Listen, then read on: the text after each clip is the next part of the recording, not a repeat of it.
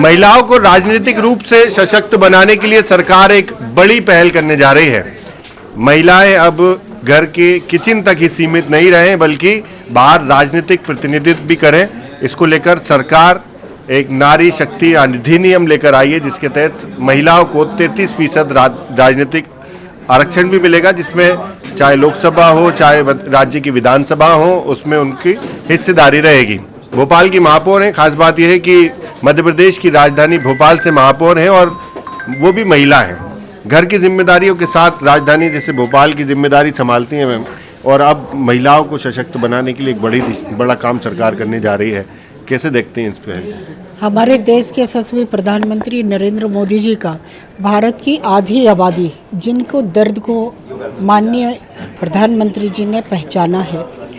बहुत दिनों से महिलाएं दहलीज पर खड़ी इंतज़ार कर रही थी और वो इंतज़ार ख़त्म होने के पश्चात आज विधानसभा हो चाहे लोकसभा हो और चाहे नगर निगम हो, महिलाओं को जहां जिम्मेदारी मिल रही है वो अपनी जिम्मेदारी का निर्वाह कर रही हैं।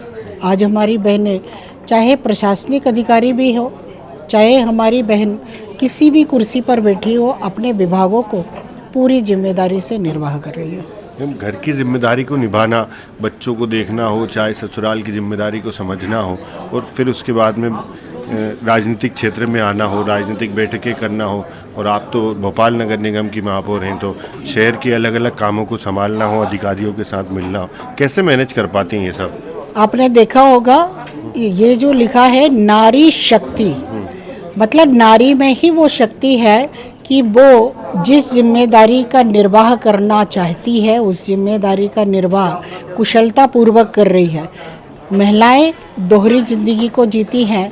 वो जिस कुर्सी पर बैठी है उस कुर्सी की जिम्मेदारी भी निभाती हैं और घर और परिवार की जिम्मेदारी को निभाती हैं, और नारी शक्ति का ही उद्देश्य है कि इसीलिए नारी शक्ति कहा गया है। मैम, हर कानून का हम देखते हैं, जब भी सरकार कोई नियम या कानून लेकर आती है, विपक्ष सवाल खड़े करता है या विरोध करता है। इस बार तो विपक्ष भी साथ नजर आ रहा है, लेकिन सवाल ये है कि SC ST OBC की महिलाओं को भी उसमें थोड़ी हिस्सेदारी अलग से होती, महिला आरक्षण में भी आरक्षण होता है। अभी तो बिल पास हो रहा है 33% आरक्षण का, और संविधान में जो आरक्षण दिया जाना चाहिए वो आगे जाके दिया जाएगा। तो लगता है राजनीतिक हिस्सेदारी बढ़ेगी महिलाओं की, तो महिलाएं और सशक्त होंगी।